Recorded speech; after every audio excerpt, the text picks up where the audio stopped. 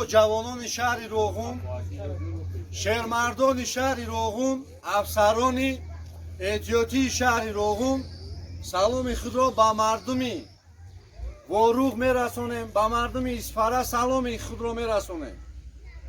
امروزها ما وضعیت را در مرز جمهوری تاجیکستان، وضعیت را در سر مردم واروغ، در سر مردم اسپاره دیدیم. با درجه غمگین شدیم که از زمین حساب تصمیم گرفتیم همه ما در نمیجا جمع شدیم با مردم واروغ گفتنیم برادرها هموطنان واروغی ما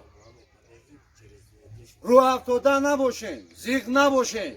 امروز مردم روغون واروغی است، مردم تاجیکستان واروغی است.